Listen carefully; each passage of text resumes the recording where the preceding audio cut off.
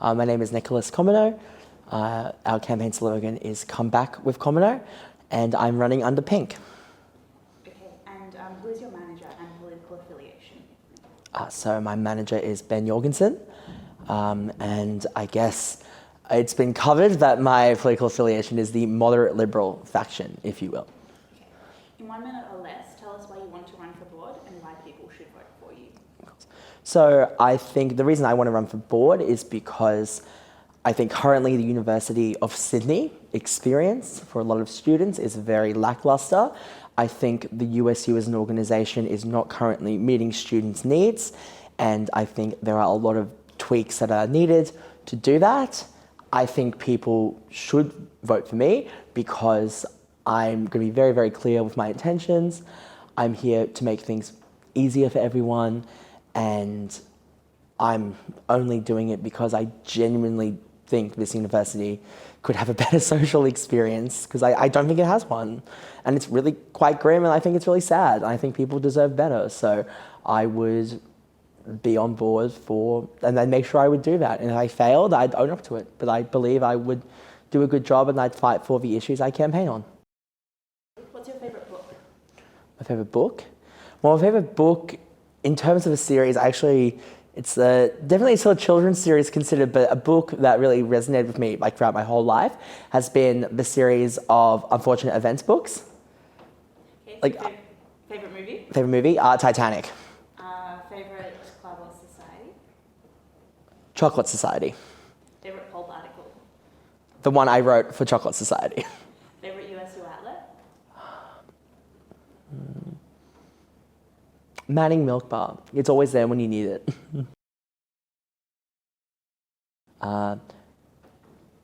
Number one would be having rapid HIV and STI testing on campus. Number two would be making students' drinks and food more affordable by realigning what we currently have and maybe changing a lot of that, making that more affordable and more accessible for students. And thirdly, making a safer campus by mandating active bystander training for club executives and making sure club executives are more aware of how to deal with these kind of things, and giving them those tools to do that. Okay, you mentioned rapid HIV testing on campus. Can you tell us a bit more about that, why you would like that and how you would see it implemented? Yep. So this actually already exists in a few other universities. So the QUT Guild and the UQ Union both do this. So why we should do it is multiple reasons, but the main one is that it's free. It's essentially doesn't require really any paperwork. You kind of just go in, you get it, they send you an SMS about 15 to 20 minutes later.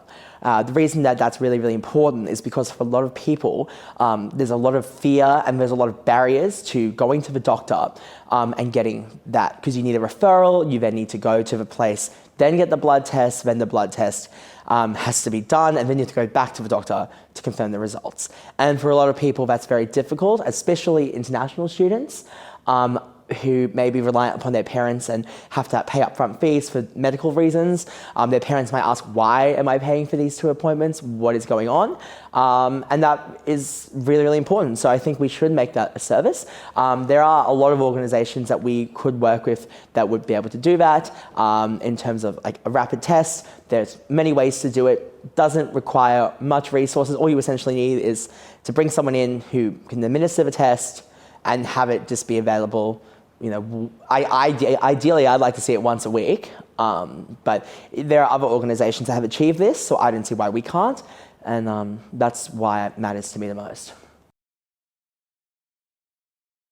I think it's not aligning for student interests, so I think it's kind of outrageous that if I go to Courtyard, I can't get, if I want a $5 drink, a $5 beer at Courtyard, I can't get that, but I can get a $93 bottle of Verve.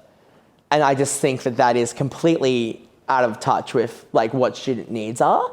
I don't think there's any common place on campus for students really to meet one another. I think, we talk about isolation in the time of COVID-19. What are we actually doing to facilitate that not happening. I mean, yeah, there are people who are going to go out there and join clubs and societies, yes, but for other people who may not be able to do that or don't want to do that or maybe aren't willing, where can they go just to be around other people socially? And those spaces just don't exist on the USU campus. So I think USU was not doing enough to address that. So what would you do differently to meet those student needs? We would first of all, make everything accessible to students and make it clear of what it is. You know, I live on campus. I live at college. I literally talk about places. Like, we live on campus. We should be the people who go to these things. I mentioned, you know, I'm going to Courtyard. My friend's like, what's that? You know, we live here. We go past it every day, and yet no one knows what it is. I think we would essentially market it better, market it in a way that actually appeals to students, and make it clear that students can get good deals on things. So whether that be cheaper food, you know, why do we have an outlet that's selling cereal bowls for $6? Yeah, I'm sure there's a sponsorship, I'm sure there's a reason, but what does that represent? And I think it represents something that wants to be more of a boutique, if you will, fancy organization that's appealing more to the admin at F23 than it is here for students. So I think it's about really just realigning everything in terms of advertising, deals, and it starts with the outlets. It starts with making that more affordable. Okay, so you've spoken a bit about being a resident at college. Mm-hmm. How would you mediate the tension between college students seeking more representation in uni life with the criticism surrounding the existence of colleges? Well, you know, and I was on the SRC. I ran on colleges for SRC, was my ticket. I think, look, there's criticism of the colleges, and I think some of the criticism is absolutely, totally, yeah, the behaviour, out of control in a lot of cases, unacceptable, doesn't meet social standards. But I do say, you know, and this is where I disagree with other people, I do believe the colleges should exist, and I think I will absolutely advocate for them in a way that is fair and reasonable, but also call them out when they need to be called out. You know, it always comes back to my whole stance and everything. Yes, I'm very good friends with a lot of people, like you know, Madeline Ward, who is anti-college to the end of her, you know, ways, but she had lots of great reasons to be that way.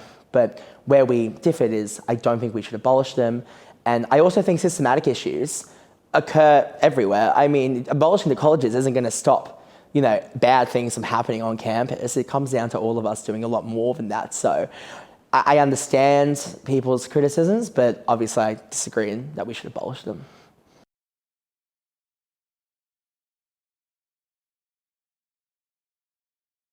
Yeah, well, I think it's like typical, you know, they said, let's start a conversation. Well, I think there are better ways to start a conversation than being that. I think there's a line where that was clearly grotesque, offensive, and just could have been handled in a much better way. And it's also, I found it to be one of those typical kind of arguments where it's like, oh, but you're essentially saying that by being pro-choice or whatever. You know, it's kind of like them cornering people into an argument. So I don't think that was a good way to go about it. And I definitely think the USU should take some kind of action in regards to that, because I think that kind of behaviour is unacceptable.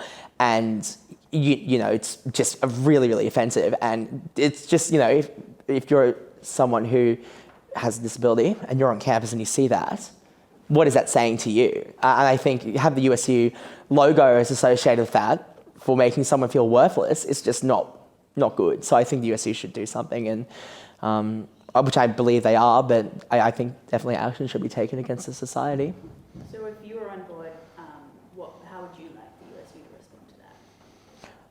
I would definitely look in regards to maybe avenues of funding, avenues of maybe booking venues, because I think ultimately it comes down to the fact that they've done this and they use USU logos without it being a USU rented space. I believe it was rented through the university, or not rented, but you know, the space was booked through the university chaplaincy, is my understanding.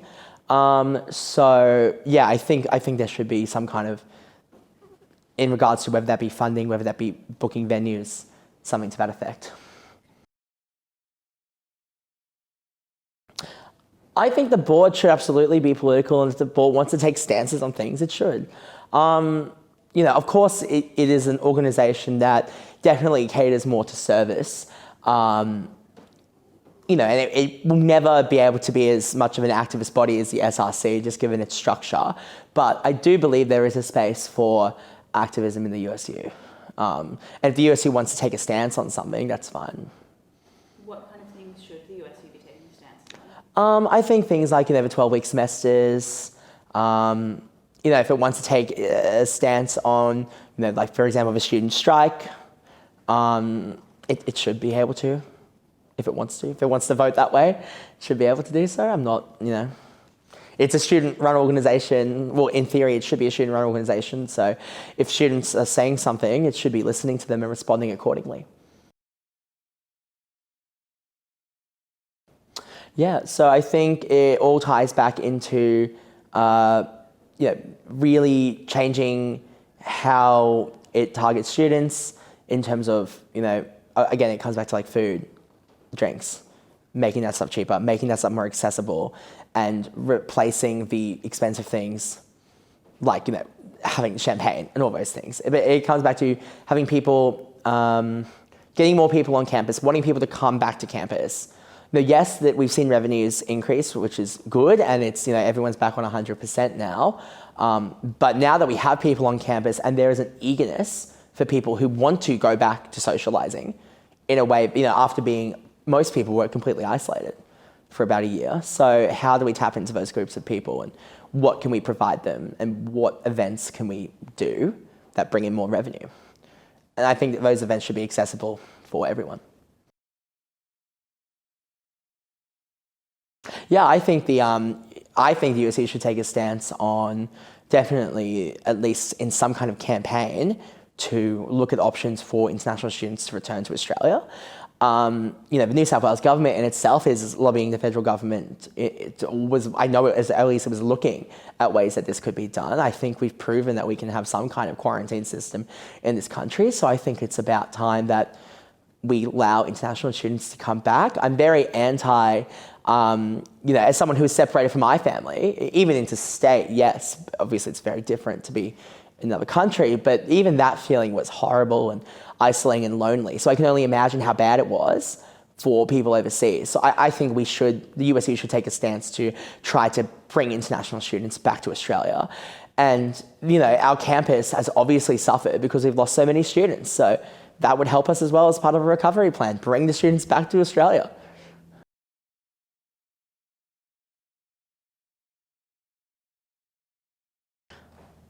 In terms of people I'd most like to work with, I've actually had a lot of conversations. I quite like Yaman. Her and I have gotten along really well. She's really, really passionate about all the things she wants to stand for, particularly for international students. So I think Yaman would be the person I'd most likely want to work with. In terms of least likely, I don't think there's anyone I personally would least likely want to work with, but I'm probably going to say maybe like, no, I like everyone. I don't want to say anything negative. I think maybe like Isla may not, Ultralita, like being from like the left, maybe might not want to work with me. So maybe there's that element, but I'd happily work with anyone because I think everyone who's running is pretty good. So.